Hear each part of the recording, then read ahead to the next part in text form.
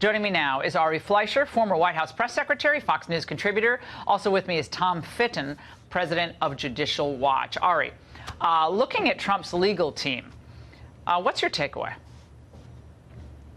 Well, they're superstars. But are they superstars who will work well together and divide the labor appropriately? That's the real question. There certainly have been great names, legal names. They each have storied histories. But, you know, a lot of this work, too, is the legwork, getting information on witnesses to poke holes in witness testimony in case those witnesses are called. That's a lot of hard work that's going to have to be done in a short amount of time. Well, I think they've divided it up witness by witness and argument by argument, from the constitutional to the fact-based arguments.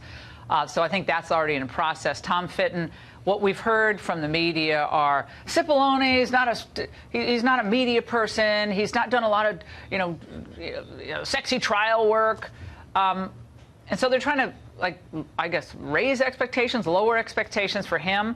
But I love the fact, and, full disclosure, he's a close friend of mine, so I know he's going to be fantastic.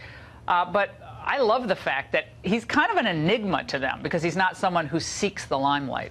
Well, any basic research into his background, he's an experienced attorney. My guess is he can handle politicians in the Senate and that process.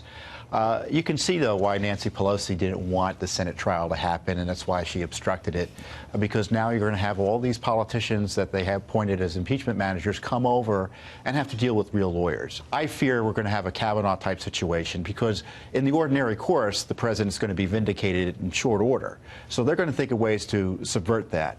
This is why your motion for dismissal is a good idea. This is why they should knock Schiff out because he's conflicted, he's a witness. And they should also consider doing preliminary hearings outside of a full Senate trial to kind of litigate these issues about prosecutorial misconduct, about what Schiff did. Yeah, the Senate should already be doing these types of hearings. Got to call Hunter. Can't Lindsey Graham call Hunter Biden if they really want this in a separate hearing? I mean, they're not going to do it till after impeachment, but these are questions that we've been asking. And Ari, by the way, Democrat Senator Jeff Merkley thinks anyone too biased to be a juror should step aside. They're going to have to search their heart and ask if they're able to set aside their preconceptions, all of us, all 100 of us. And if we are unable to do that, if we're unable to, in good faith, say we'll set aside our preconceptions, look at the exact language of the House articles of impeachment, the exact evidence and how it fits, then we should recuse ourselves. So, Ari, that's his input on the jury selection here of the Senate. Doesn't that mean, though, that every 2020 Democrat candidate in the Senate should also recuse themselves? I mean, the former candidates, as Senator McSally suggested. But it's just such a joke on its face, because what they're trying to pretend is that they're a real court of law, and they're not. If the founders wanted to put this in a real court of law for a real trial, they would have done so. Then impeachment would have gone to a jury. It's not. It's going to a political body. It was going to the House, and now it's gone to the Senate. The framers intended it to be political because they wanted politicians who are accountable to the people to make these final decisions about whether you overthrow the people's determination from an election. So stop pretending this is a court of law. If it's a court of law, why are they reading newspaper articles about it? Why are they appearing on TV? Jurors are not supposed to read articles about the cases in which they're hearing. So aren't all those Democrats who read newspaper stories biasing themselves? No, because it's not a real trial, and none of us should look at it the way we do, and the Democrats should stop this silly game. No one's buying it.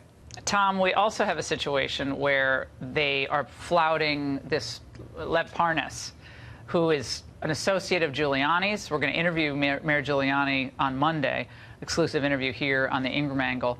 We're going to ask more about that. But Parnas himself, there's a bombshell. It's going to change the whole trajectory of impeachment.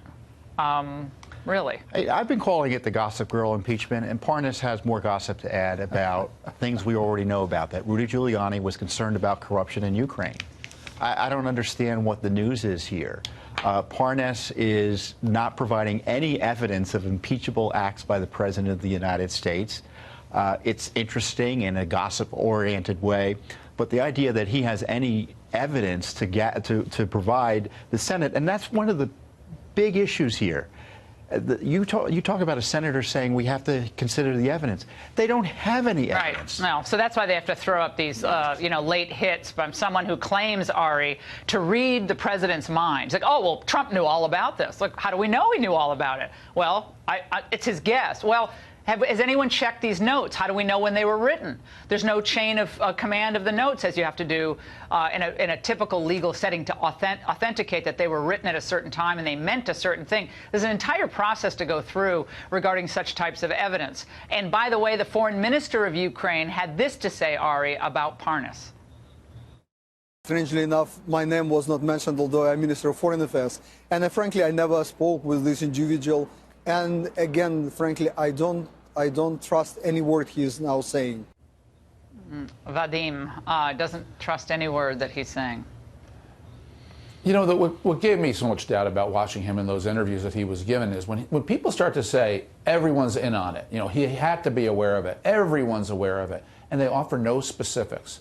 So he says the vice president was in on it, the attorney general knew everything about it, without ever saying, in a meeting on such and so date at such and so place, the vice president was informed by such and so. Total lack of specificity.